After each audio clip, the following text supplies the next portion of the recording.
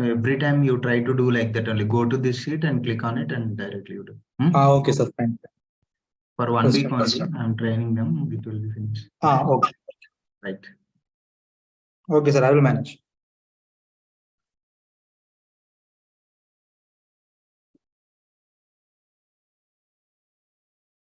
Hello, students. Good evening. Sorry for the delay. Actually, some technical issues happened. That's why.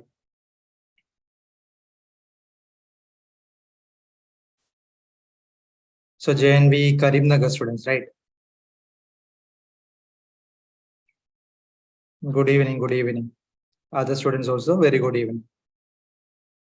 Okay then. So we will start it. We are studying about our organic chemistry, right? Organic chemistry, some basic principles and techniques. That is our chapter. So we have studied about so many things. So we have almost completed the chapter. There are some more few points. So we will discuss about that and what are the questions asked.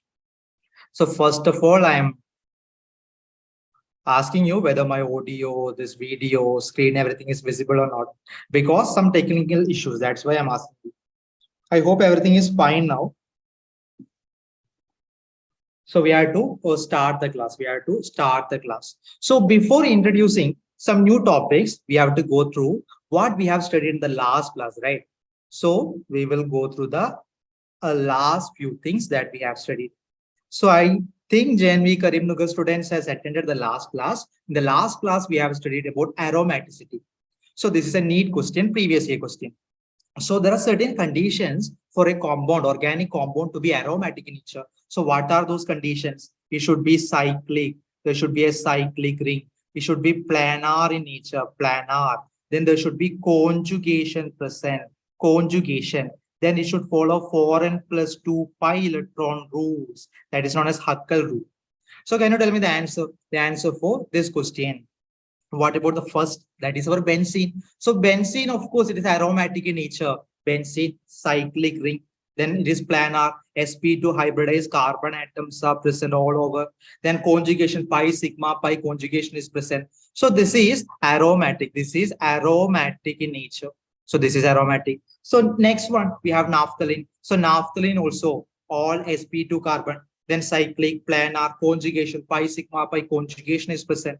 Then it will obey 4n plus 2 pi electron. Here, there are 6 pi electrons. 6 pi electrons are present. Here, how many pi bonds? 1, 2, 3, 4, 5. Right, 5 into 2, that is 10 pi electrons. So our naphthalene, that is also aromatic. Aromatic in nature. So that is a point, aromaticity. Right. Then what about this one? Here we have our thiophene. Thiophene, we have already studied. So here there is a lone pair present. Then that lone pair is involved in delocalization resonance. So 2, 4, 6, there are 6 pi electrons. Then hybridization of this one, that is sp2. How sp2? There are one more lone pair. So 1 sigma bond, 2 second sigma bond, third is lone pair. So H is equal to 3. That is 2 sigma plus 1 lone pair. That lone pair is not involved in resonance. If the lone pair is involved in resonance, then no need to count it in hybridization. So sp2, so it is planar. So our thiophene, that is also aromatic in nature. So what about the D option?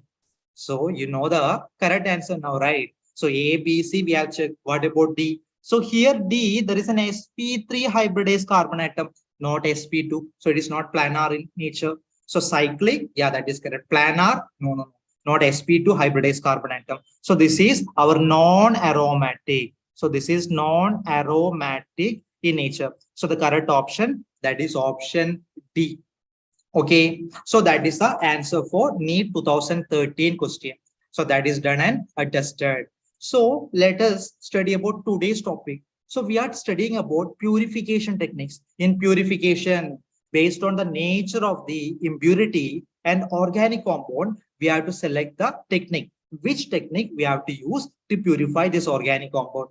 So we have studied what sublimation, crystallization, then different types of distillation. Then in the last class, we have just started chromatography. What is this chromatography? Actually, this chromatography experiments that is already done by you. In the lower classes, you have done that. So during my 10th, there was science fest. I also did this chromatography experiment. So I was trying to separate the different components present in, I think, tobacco or something, cigarette, tobacco, something. I don't remember exactly. So I use chromatographic technique. So what is this chromatography? So chroma in Greek means that is color. So color. Why it is known as chromatography? It was first used to separate colored substances found in plants, your botany. Okay, that is why it got the name chromatography. Then substances without color, we can also separate them. Okay, then in chromatography, there are two phases. One is stationary phase. Stationary, like us, I am sitting here, I dressed. So stationary phase is there.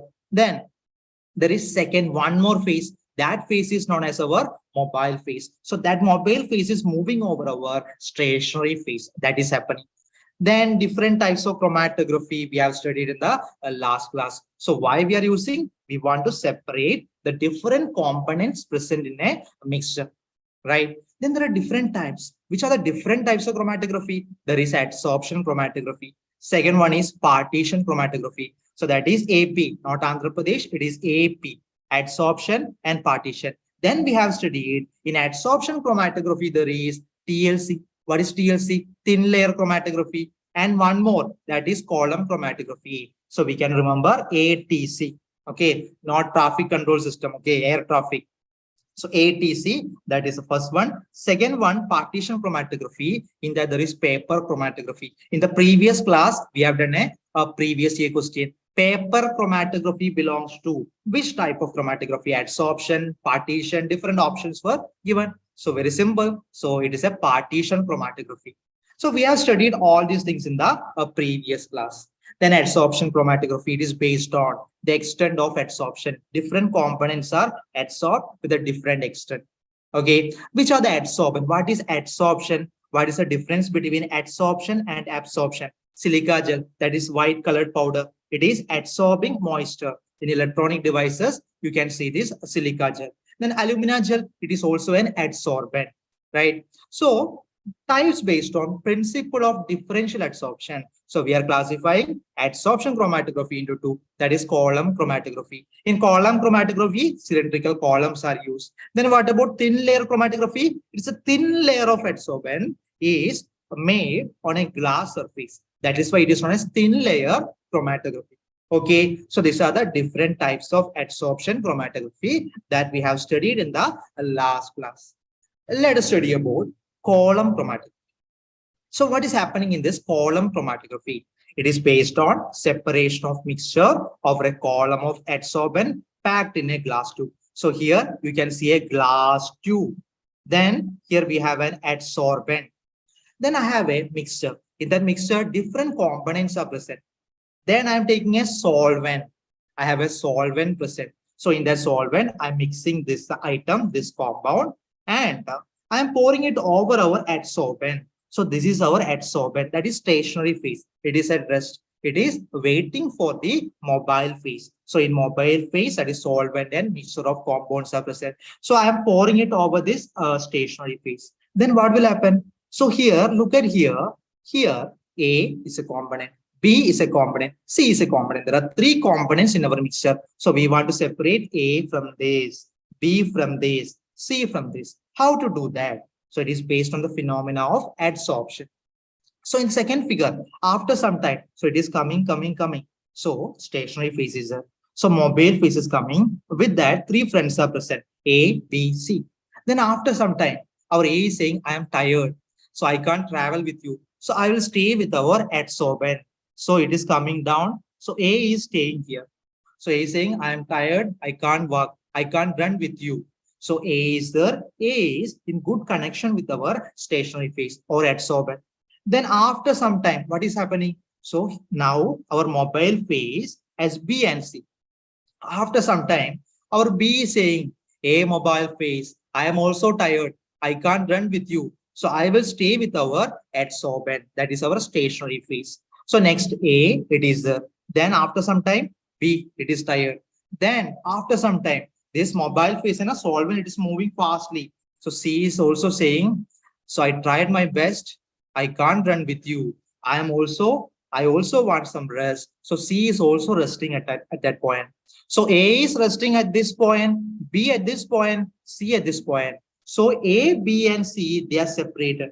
At present, so previously they were together. Now due to extent of adsorption, different extent of adsorption, they are separated. Then our solvent is again moving. After some time, solvent will be also tired.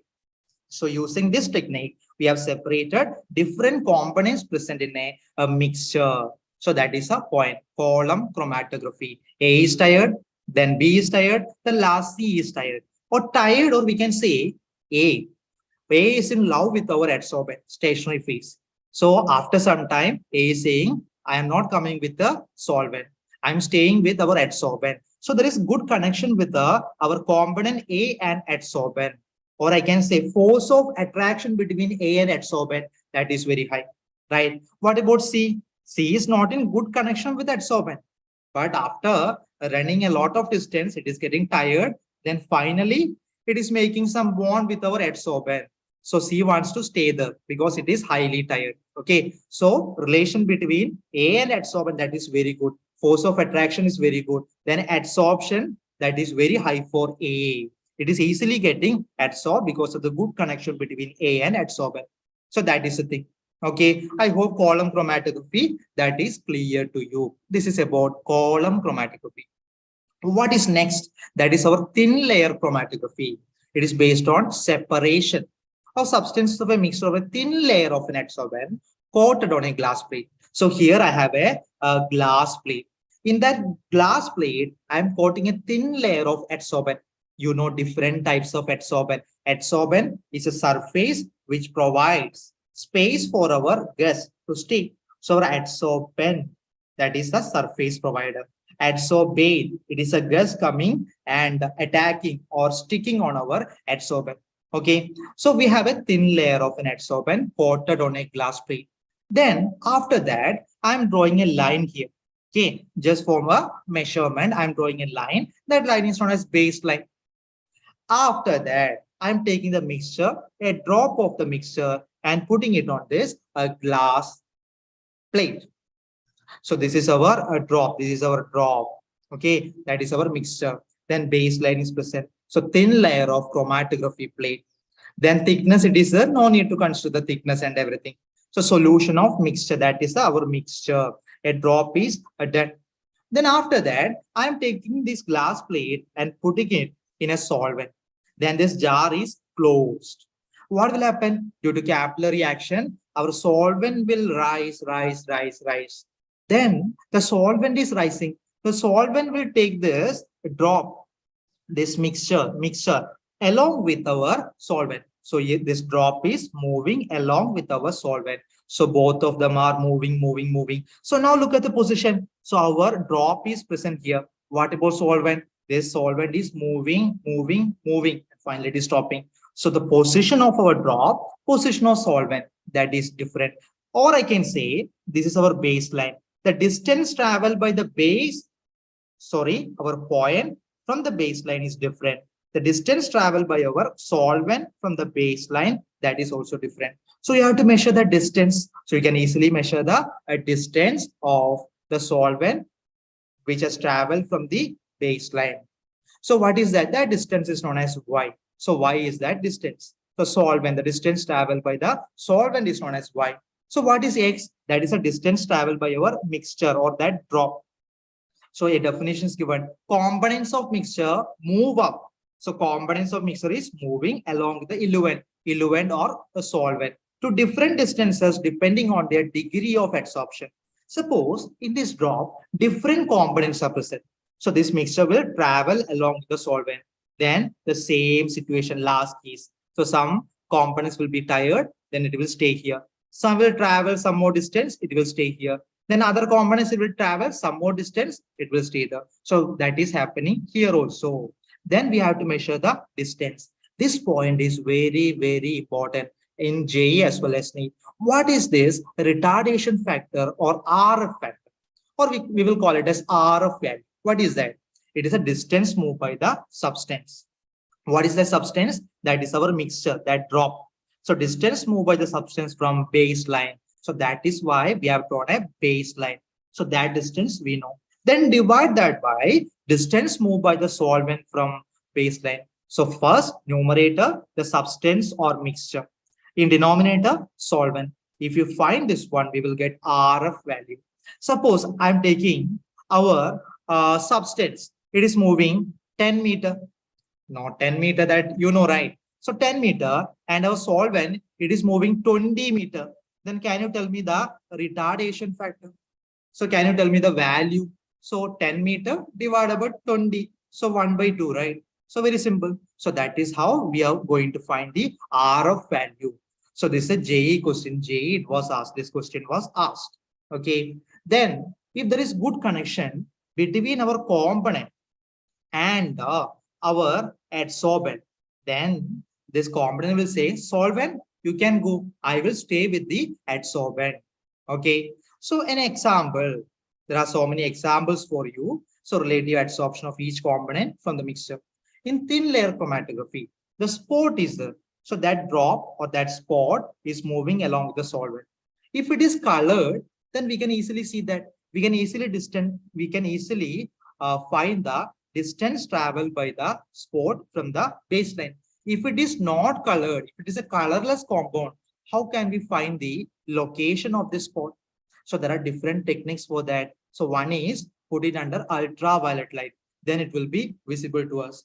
Or some other methods, placing the plate in a covered jar. So in that jar, we are taking some crystals of iodine. If crystals of iodine is used, so what is the color? So spores of compounds, it will adsorb our iodine, and the brown color or brown spores will be formed. So we made it into a colored compound. So ultraviolet light, then iodine. So one more example, we are spraying it with appropriate reagent on the plate. So example, amino acid. If amino acid is present, how can we detect that? So we can detect it by ninhydrin solution. So homework for you, what is ninhydrin solution? Or you can find what is ninhydrin fingerprint method. Ninhydrin fingerprint method. Method. Maybe you are interested in the CID movies, Sherlock Holmes. So fingerprint method. So what is that? So it is related to Sherlock Holmes or some CID, okay, CBI, that kind of thing, old method. Ninhydrin fingerprint method. So amino acid. So human beings also amino acids are present. So you have to check it. What is this ninhydrin fingerprint method? So of course, so we are studying about, we want to make the colorless compound into color. So some color will be formed if I use ninhydrin. Okay, so amino acids are present. I'm using ninhydrin solution. Some color will be shown. So what is the use of this ninhydrin in our ninhydrin fingerprint method? That is a homework question for you. So this is about thin layer chromatography. Our spot is moving, solvent is moving. We have to check the distance travel. That's it. Okay, I hope this is clear to you. So we have studied thin layer chromatography, column chromatography also. So different cylindrical column is used. A thin layer of glass plate, it is coated by an adsorbent. So these are the differences between these two. Okay, now we have a question for you. So this is from JEE Mains. So JEE Mains question we are going to solve. So can you tell me the answer? So what is the correct answer for this one? Two compounds, 1 and 2, are related by column chromatography. So adsorption of 1 is greater than 2. Adsorption of 1 greater means, suppose I'm starting from here. Our spot is starting from here. Okay. So adsorption grade means this is our adsorbent. This is our adsorbent. So adsorption grade means what is that? That compound, that one, it has more affection towards our adsorbent. So it will say to the mobile phase of solvent, I am not coming with you, you can go. So suppose this is our compound number 1. Then I am taking a compound number 2. So its adsorption rate is very low.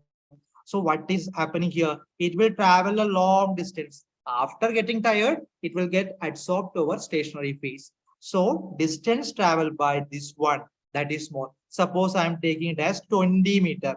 Here I am taking as 10 meter. How to find RF value? So total distance traveled by our solvent, that is 30 meter. So how to find RF value? First one, 10 divided by 30. Second one, 20 divided by 30. So which one will be lower? Which one will be lower? So denominator, that is same. So numerator, that is different. So you have to find the lower numerator. Then you will get the RF value. So which is the correct answer here?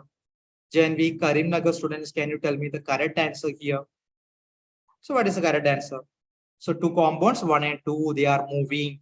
Then if adsorption rate of 1 is greater than 2, then what will happen? If adsorption is greater for 1, it won't travel much distance. It will travel only short distance after that. Okay. So, okay, one more time. Adsorption of 1 is greater. So adsorption greater means there is stationary phase. So stationary phase and compound 1 has good affection. There is good force of attraction. So this adsorption or compound 1 won't travel much. So it will settle down. It will be staying with our adsorbent. So first case, 2 moves slower. No. Adsorption of 2 is very low. That means it will move faster. Then in the case of 1, it will move slower. Or I can say 2 moves faster. There is no force of attraction between 2 and adsorbent that much compared to 1. So answer is 2 moves faster. Okay, it is moving more distance. It is covering more distance. So I can say higher value, 10 by 30, 20 by 30. So it has higher RF value than 1. So that is the correct answer. 2 is the B is the correct answer. So 2 is moving faster.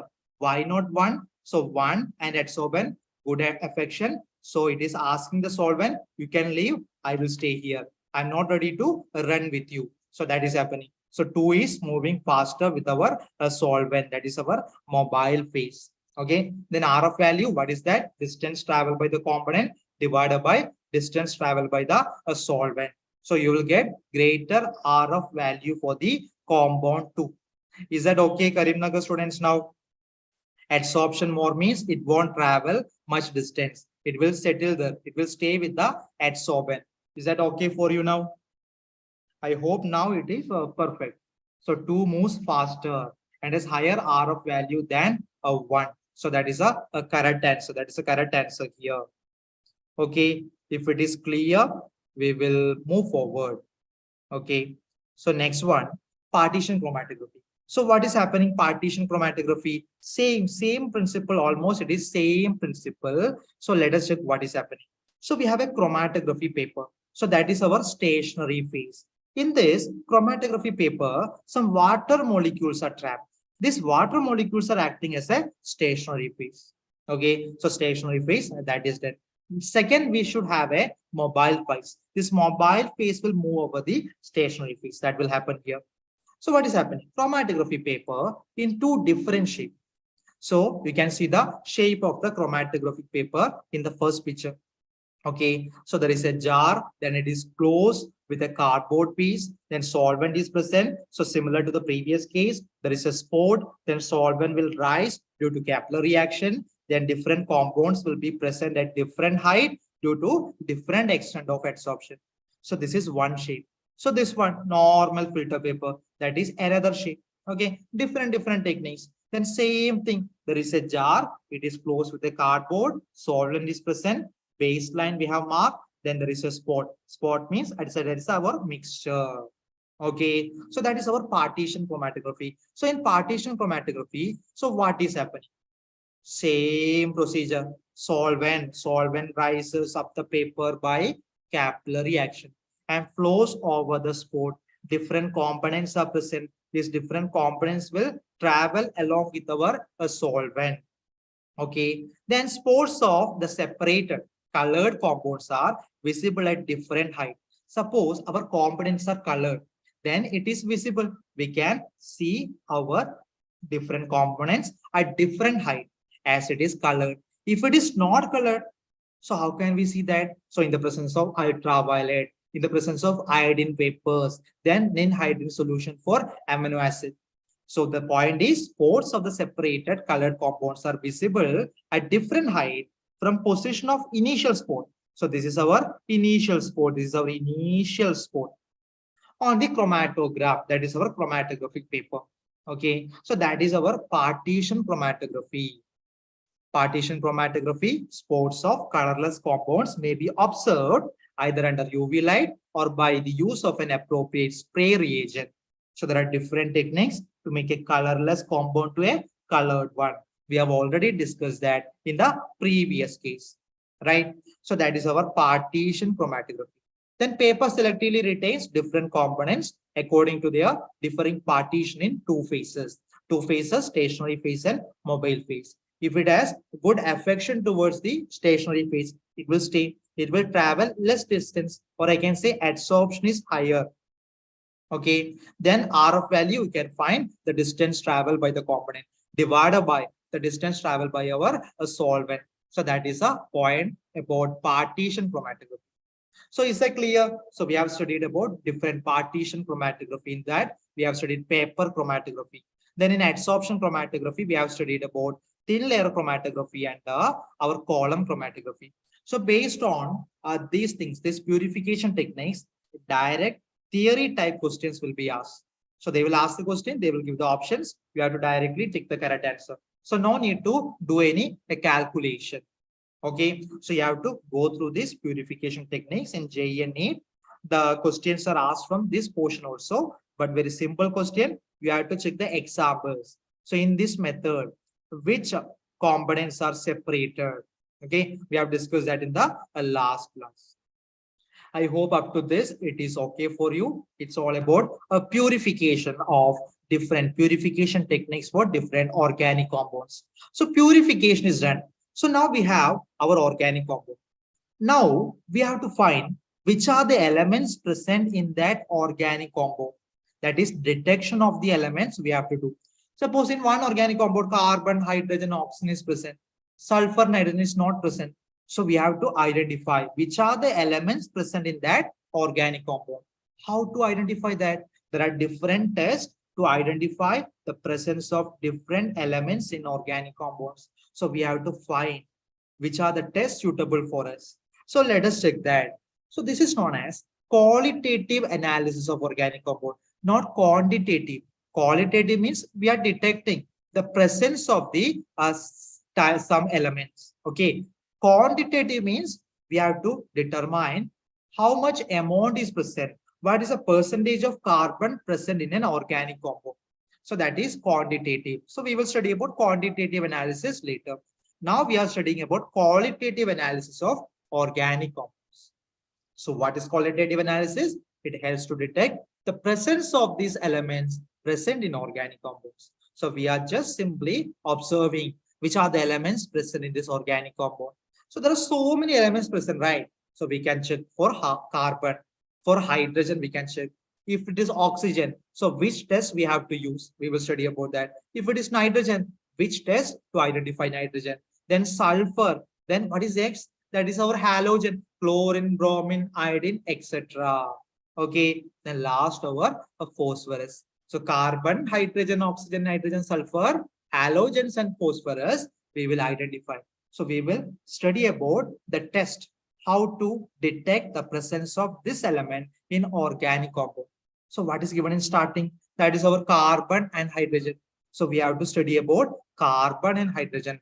How to detect the presence of carbon and hydrogen? There are different techniques. Okay, we will study about a technique to detect the carbon and hydrogen in the organic compound. So benzene, in benzene, which are the elements present? Of course, you know the answer, carbon is there. Then pi bond, we have studied the pi bond, okay? Then hydrogen is also present. So we have to detect whether nitrogen is present or not. No, nitrogen is not present. So we have to confirm that, right? So we don't know the structure. So teacher will give you organic compound. You have to find which are the elements present in that. So there are certain tests for that. So in this one, in the detection of carbon and hydrogen, so here you can see a test tube. You can see a test tube here. Okay, so here we have a test tube. In that, what are the things present? There is organic compound. So we have to check the elements present in that. And dry copper oxide is taken. Then there is a burner. We are heating that. If I burn or if I heat that, then some vapors will be formed. So which are the vapors or which are the products formed? So you know, carbon and hydrogen. Okay, in the organic compound, carbon and hydrogen is present. Then I am reacting this one with copper oxide. Then here I have copper. Then here I have CO2. CO2 gas is present. It is like the combustion of hydrocarbon. If I, for the combustion of hydrocarbon, that is with oxygen, reaction with oxygen, I will get carbon dioxide and water, H2O. So in the second one, there is hydrogen. Hydrogen reacts with the CuO. Then copper and water is formed. At high temperature, water vapors will be formed, right? So these vapors are moving through this, and here we have anhydrous copper sulfate. So anhydrous copper sulfate means it is white in color. There is no water of crystallization. Then water vapors are coming. Then this anhydrous copper sulfate will say, water, come with me. Okay. Then what will be formed? So copper sulfate, CuSO4, 5H2O. What is the color of that one? So can you tell me the color of this copper sulfate? We have studied this in 10th class, second chapter. Yeah, second chapter, acid bases, copper sulfate, water of crystallization. What is that? You have studied in your 10th COVID batch, right? So maybe you have not studied. So water vapors, so copper sulfate, it is taking the water vapors. So anhydrous copper sulfate to copper sulfate, its color will be changed. Then after that, we have one more conical flask. In that, we are taking lime water. So lime water is present. Carbon dioxide gas is passing through that one. So carbon dioxide turns lime water milky. Again, 8th, 9th, 10th, you have studied. So if carbon dioxide is present, lime water turns milky. If water vapors are present, anhydrous copper sulfate is changed to what? Copper sulfate or CuSO for 5H2. It is colored. It is blue in color. So now you can see the color, blue color of copper sulfate. It is due to the presence of water vapors, water of crystallization. Then our lime water. So CuSO4 plus 5H2O. So I'm getting CuSO4 5H2O, which is blue in color. Then carbon dioxide in calcium hydroxide. I'm getting calcium carbonate plus H2O. So it is milky in color. So we identified in this organic compound, carbon dioxide is present. Carbon dioxide means in that carbon is present. Then water H2O is formed. H2O formed means hydrogen is present in the organic compound. So we get to know about the presence of carbon and hydrogen. So this is about the detection. This is about the detection of the organic compound. Yeah, JNV Karimnagar students. Yeah, great. Color of copper sulfate, blue. Yeah, correct. So that is the correct answer. So then one more test is there for nitrogen and sulfur. For nitrogen and sulfur, this test is known as Lessines test. Okay, so let us study about other elements. So this is our aniline. Aniline means benzene and NH2, that is known as aniline. Then one more example. There are so many organic compounds. In this, sulfur is present. In the third one, there is bromine. It is a halogen. Fourth one, there is phosphorus. So phosphorus, we have to detect the presence of these elements. So what are the tests suitable for that? So we have to study about that. So in Lessines test, we have nitrogen, sulfur, halogens, etc. So we can detect the presence of these elements using Lessines test. So that is very important. Lessines test is very important. So what is a method of preparation? So what is happening in Lessines test? So we have different elements, nitrogen, phosphorus, sulfur, halogen, etc. So normally they are in covalent form. Then I'm treating them with sodium metal. So this is known as sodium fusion extract. I'm taking sodium metal. So in a fusion tube, then I'm heating that. Then after that, I'm adding organic compound. Again, I'm heating that. In a China dish, I'm adding that one. I'm breaking it into different pieces. Okay. Then after that, solution is made. So that solution is known as sodium fusion extract. So using sodium fusion extract, we have to do different types of experiment. So what is happening here? So in covalent form, sodium metal is reacting. So it is converted into ionic form. So if I have sodium, then carbon and nitrogen. So sodium cyanide is formed. Suppose sodium and the sulfur is present, Na2S is formed. Then third one, sodium plus halogen. So we will get sodium halogen. So these are the different things. So each and everything we have different tests for that. Then one more example, that is our sodium fusion extract.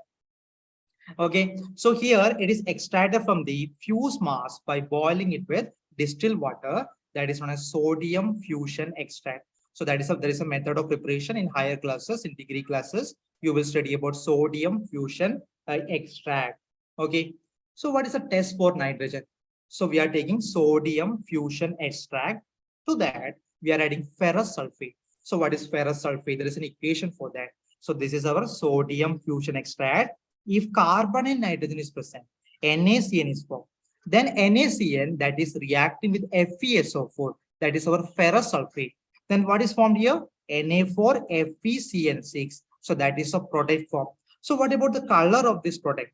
So while checking the color of this one, we can identify whether nitrogen is present or not. So in this process, the second step is we are adding some concentrated sulfuric acid. So concentrated sulfuric acid, what is the role of concentrated sulfuric acid? So some Fe2 plus, it is remaining. So concentrated H2SO4 will oxidize Fe2 plus to Fe3 plus. So Fe3 plus is present in our solution. Then other things our Fe3 plus will do. So overall reaction is, in the first case, this is our sodium fusion extract. If nitrogen is present, carbon is also present, then NaCN is formed. We are treating it with FeSO4, then I'm getting Na4 FeCN6. Okay. In the second step, I'm adding concentrated H2SO4. It will oxidize Fe2 plus, remaining Fe2 plus in the test tube to Fe3 plus. So in the third step, this Fe3 plus is reacting with this one, first one. Okay, FeCN6 4 minus plus 4 Fe3 plus. So I will get Fe4 FeCN6 thrice. Okay, what is the name of that one? That is known as ferricyanide. In next year, there is a chapter coordination chemistry. So in that chapter, you will study about these complexes in detail. So Fe, you have to identify this ferricyanide. What is the formula for that one? There is 4 Fe outside the square bracket. Then after that, there is a 3. So at least you have to remember this number 4 and 3, 4 and 3. Then Cn is present, Fe4, then inside the square bracket, FeCN6, 3. Okay, so that is a complex. We will study about the complex in the next year. Then what about the color? What about the color? Or I can say this complex is known as Prussian blue. The color is Prussian blue color. So formation of Prussian blue color confirms the presence of nitrogen. So this is a test for nitrogen. So starting, we have sodium metal. We are boiling that one. We are heating that one. Then after that, we are adding organic compound. Then in China dish, I'm adding that. I'm making it into small pieces. Then with the solution, I'm adding that our sodium fusion extract is ready. So in that sodium, of course, there will be sodium. Then if nitrogen is present and carbon is also there, then NaCN will be formed. That NaCN is treated with FeSO4, one complex is formed. Then I'm adding H2SO4, concentrated H2SO4. So what is the role of concentrated H2SO4? It is oxidizing Fe2 plus to Fe3 plus. So there are a lot of Fe3 plus present in our test tube. So reaction happens. And finally, ferrocyanide solution, that is the complex form. So what is the color of that complex? That is Prussian blue. So using the color, okay, by identifying the color, we can say, so nitrogen is present in this organic compound.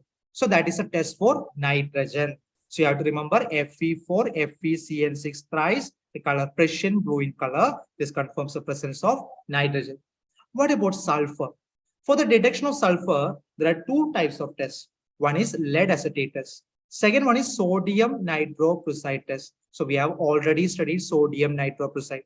So what is happening in lead acetate test? So again, sodium fusion extract I'm taking. So if sulfur is present, Na2S will be formed. That is a sodium fusion extract. To this sodium fusion extract, I'm adding something. What is that? Acetic acid. So what is the formula for acetic acid? CH3COOH. That is the formula for acetic acid. I'm adding one more thing. That is our lead acetate. So lead acetate, CH3COO twice, Pb. That is our lead. So I'm taking sodium fusion extract. In that sulfur is present. So Na2S will be formed in the test tube. To that, I'm adding acetic acid, CH3COH. To that, I'm adding lead acetate, CH3CO twice, Pb. Then let us check the reaction. So what will be the color form? So using the color, we can identify which element is present in our organic compound. So here, the last case, blue color is formed. Prussian blue is color form. So in the presence of nitrogen, Prussian blue. If sulfur is present, a black precipitate is formed if sulfur is present. So a black precipitate of lead sulfate indicates the presence of sulfur. So what is happening? Here we have Na2S. Then we have lead acetate. So in lead acetate, there is Pb2 plus. They react to form lead sulfate, PbS. So what is the color of PbS? PbS is black in color. So using this test, if black color is obtained, we can say sulfur is present in our organic compound. So in the previous test, Prussian blue, some complex is formed. So you have to remember the formula of the complex. So using the color, we can identify the different elements present. So nitrogen, that is done. Sulfur, that is done. For carbon and hydrogen, there is separate test, that is also done. Okay, sodium nitroprusside test. This is a second test for our sulfur. So what is happening here? We have a sodium fusion extract. To that, we are adding sodium nitroprusside. So what is happening? So there is an appearance of violet color. If violet color is shown, we can say our sulfur is present. So this is different. This is our sodium nitroprusside test. So what is the reaction happening here? We have S2 minus, FeCN5, NO, 2 minus. So you will study about this complex next year, the chapter coordination chemistry. So another complex, this is our product. So what is the color of that complex? That is violet in color. So what do you have to remember? You have to remember the color in sodium nitroprusside test. So what is the color obtained? Here sulfur is present. Sulfur is the element present. So this is a complex form. You have to remember. If you are okay with that, you have to remember the complex, the formula of the complex, then the color of the complex. Here it is violet in color, sodium nitroprusside test. Okay, so that is about sulfur. There are two types of tests. We have studied about two tests for sulfur. Then test for nitrogen. We have already studied the test for nitrogen. What is a sodium fusion extract plus FeSO4 plus concentrated H2SO4. So what is happening here? So sodium is present, carbon is present, nitrogen is present in our organic compound. So in the sodium fusion extract, sodium cyanide is formed. Then in the second step, we are adding some more H2SO4. It will oxidize Fe2 plus to Fe3 plus. Then Fe3 plus reaction between these two. Then one complex is formed. That complex has Prussian blue color. So using the color, we can identify. Suppose in our organic compound, carbon is there, sulfur is there, nitrogen is also there. Then we have to use a different test. So in sodium fusion extract, this NaSCN, thiocyanate will be formed. Then we have to use a different test. So Fe3 plus is present in the presence of SCN minus. A new complex is formed. So FeCN2 plus, that is a complex form. So in this test, what is important? We have to take excess amount of sodium. Then in the next one, we have sodium thiocyanate plus excess amount is taken. So again, sodium. So I will get NaCN plus Na2S. So that is a reaction. No need to worry about all this reaction. So what is happening here? A blood red color. Blood red color is formed in this case. Okay. So in this case, Prussian blue, blue color is formed. So in this case, blood red color is formed. So sodium fusion extract, that is the main thing. So we are adding FeSO4, concentrated H2SO4 into the first one, and second one, the reaction is shown here. So you have to study this. You have to remember the color of the complex form. So that is a homework for you, the test for nitrogen. Okay, our time is almost over. We will do a question. We will go for a previous year question. Okay, so you have to tell me the answer in the chat box. So what is the correct answer for this one? So from NEET 2030, nitrogen detection in an organic compound is carried out by Lenz's test. For sodium fusion extract, we have studied that blue color form corresponds to which of the following formula? Fe3, FeCN6 twice. So I have already mentioned, you have to remember the formula of the complex. Prussian blue color is formed. So what is the formula of that one? There is iron. Of course, there is iron. Then what are the other things present? There is Fe. Then Cn is present. What about all the numbers? You will study about the complex in the next year. So what is the name of this complex? How to name this complex? So here I can see first one, I have to start with 4. Then after that, there is 3. So Fe4. Here also 4. Here also 4. Then second, here it is 2. Here it is 3. So what is the correct formula? Fe4, FeCl6 thrice. That is the correct formula of our complex. So this is a test for that. So you have to study about the different tests and the final product obtained. So due to which complex, which color is shown. So based on the color, we can identify the element present in that organic compound. Okay, so that is all about today's class. So today we have studied about chromatography techniques. So in the last class itself, we have started that. So chromatography, that is done. So you will get direct questions based on a chromatography. Then purification technique, that is over. Then after that, we have started qualitative analysis. Qualitative analysis is very important in chemistry. So we have to identify or detect which are the elements present. So different methods are the carbon, hydrogen we have studied, nitrogen we have studied. Then for sulfur, 2 methods we have studied. Then sodium, carbon, sulfur, and nitrogen. Then what color? Red color is formed. So nitrogen, sodium nitroprusside test. So blue color is formed. So these are the different techniques. You have to study about all these things. And the next class, we will study about some more techniques. And the next class, we will study about quantitative analysis. So we have detected the elements. How to find the percentage of the element present in the organic compounds. So that we will study in the next class. Okay, students. So we will see you in the next class. So thank you for attending. Hope you got some new points today. So study well. It's a very important time. So you're 11. You have to study well. So I'm ending the meeting for all of you. So we will meet in the next class. Bye bye, students. See you.